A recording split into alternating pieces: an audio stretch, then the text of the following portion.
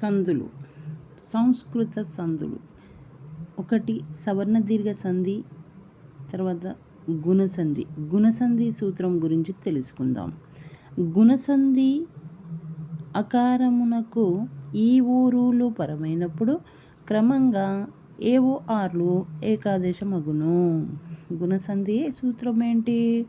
అకారమునకు ఈ ఊరులు పరమైనప్పుడు క్రమంగా ఏవో ఆర్లు ఏకాదేశమగును. గణేశుడు. గణేశుడు అంటే గణ ప్లస్ ఈశుడు. గుణసంధి. గణలో ఆ అనే శబ్దం వస్తుంది.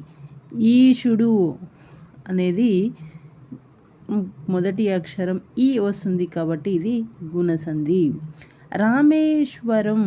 రామ ప్లస్ ఈశ్వరం,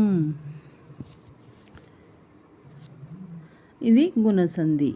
రామలో ఆ అనే శబ్దం వస్తుంది, ఈశ్వరంలో ఈ అనే శబ్దం వస్తుంది కావున గుణసంధి. మహేంద్రుడు. మహా ప్లస్ ఇంద్రుడు, ఇది గుణసంధి. మహాలో ఆ అనే శబ్దం వస్తుంది, ఇంద్రుడులో మొదటి అక్షరము ఈ అనే శబ్దము రావడం వల్ల ఇది గుణసంధి.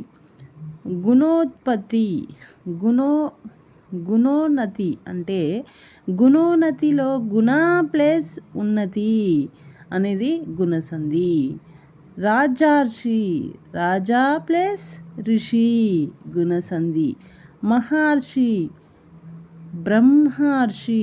బ్రహ్మ ప్లస్ ఋషి, గుణసంధి. దేవర్షి. దేవ ప్లస్ ఋషి, గుణసంధి. ఉపేంద్రుడు. ఉప ప్లస్ ఇంద్రుడు. సూర్యోదయము. సూర్య ప్లస్ ఉదయము. మహర్షి. మహా ప్లస్ ఋషి. పరోపకారము. పర ప్లస్ ఉపకారము. ఇవి గుణసంధులు అన్నమాట. అంటే ఇక్కడ గుణసంధి అని ఏ విధంగా అంటాము అంటే, ముందుగా గుణసంధిలోని సూత్రం ఏంటి?